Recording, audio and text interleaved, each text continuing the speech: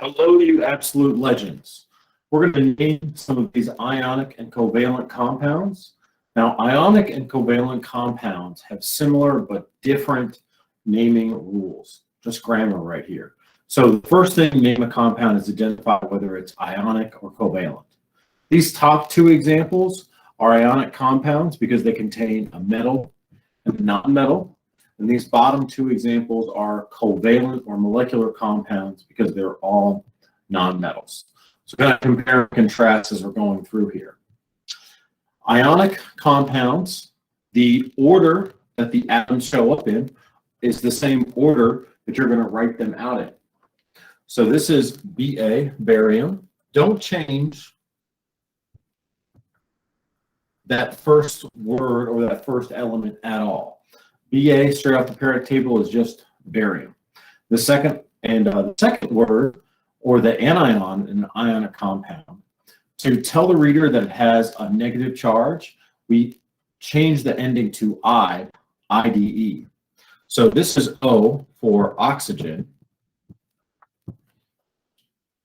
And instead of saying barium oxygen, we would change that, we would drop that YGEN and change it to barium oxide.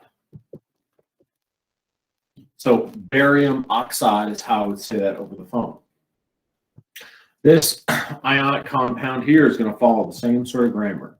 We have Be for beryllium.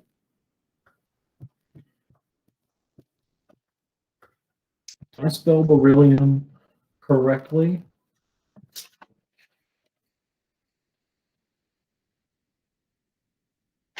Nope.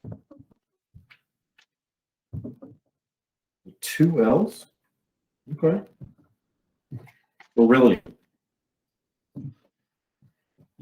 So beryllium metal doesn't change, and then Cl, chlorine.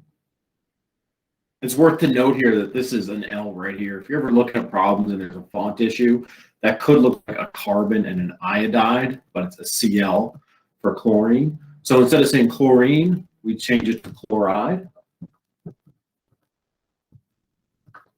And that's how we name that ionic compound there.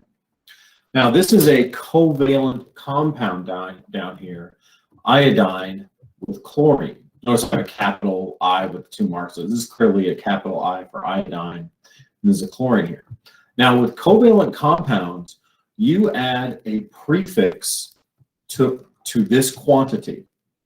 So we use the Greek prefix mono, bi, tri, tetra to say how many of these atoms are present in here. Notice that in the ionic compounds, there is none of that quantity labeling. But in covalent compounds, you see the quantity in there. So we still write the elements as the order in the formula. First one first, don't change anything, iodine. Second one second, but we add a prefix because that's the grammar rule for covalent or molecular compounds. So iodine trichloride.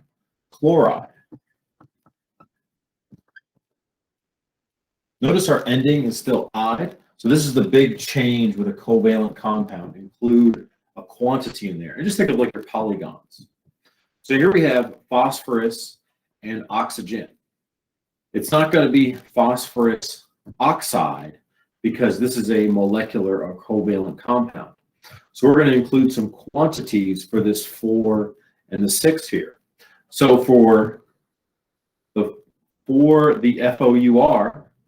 tetra, phosphorus, phosphorus, and then for the 6 here, hexa, oxide.